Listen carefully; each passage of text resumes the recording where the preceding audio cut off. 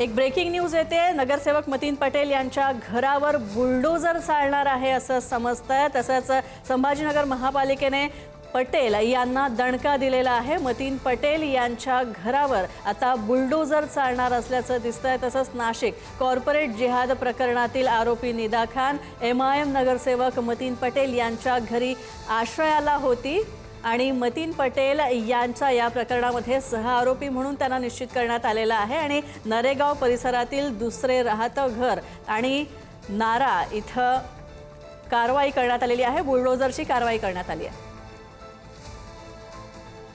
TCS कंपनीतील लव जिहाद प्रकरणी जी निदा खान मुख्य आरोपी आहे ती गेल्या 42 दिवसांपासून फरार होती आणि अखेर तिला छत्रपती संभाजीनगर गुन्हे शाखेच्या पोलिसांनी आणि नाशिक पोलिसांच्या संयुक्त कारवाईनंतर छत्रपती संभाजीनगर अटक करण्यात आली आहे आणि याच ठिकाणी ती निदा खान 6 ते 7 दिवस लपून बसल्याची माहिती पोलिसांना मिळाली। त्यानंतर पोलिसांनी या ठिकाणी शोध मोहीम राबवली आणि नंतर निदा खानचा या ठिकाणी पकडण्यात पोलिसांना यश आलं आणि त्यानंतर महानगरपालिकेने देखील या प्रकरणाची दखल घेतलेली आहे आणि या ठिकाणी एक नोटीस लावलेली आहे की हे घर जे आहे कैसर पार्क परिसरातील जे मतीन पटेल यांच्या नावावर आहे त्या ठिकाणी जे अनधिकृत असल्याचा ठपका महानगरपालिकेने ठेवलेला आहे आणि 3 दिवसामध्ये या संदर्भात कागदपत्र सादर करावे आणि आता या घरावर बुलडोजर चालेल असा इशारा देखील आता महानगरपालिकेने देण्यात आलेला आहे।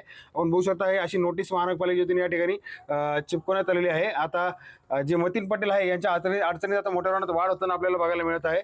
त्यामुळे कुठेतरी निदा खान प्रकरणासाठी ज्या घरात निदा खान लपलेली त्या घरामध्ये आता महानगरपालिकेने त्या घरावर कारवाई करण्याचं ठरवल्यानंतर आता महानगरपालिकेने या ठिकाणी स्टिकर एक नोटीस लावलेली आहे आणि आता या प्रकरणी 3 दिवसात पुरावे सादर करावे अन्यथा या घरावर बुलडोजर चालवला जाईल असा इशारा देखील महानगरपालिकेने देण्यात आलेला आहे। पुढील न्यूजसाठी मी पवार, छत्रपती संभाजीनगर।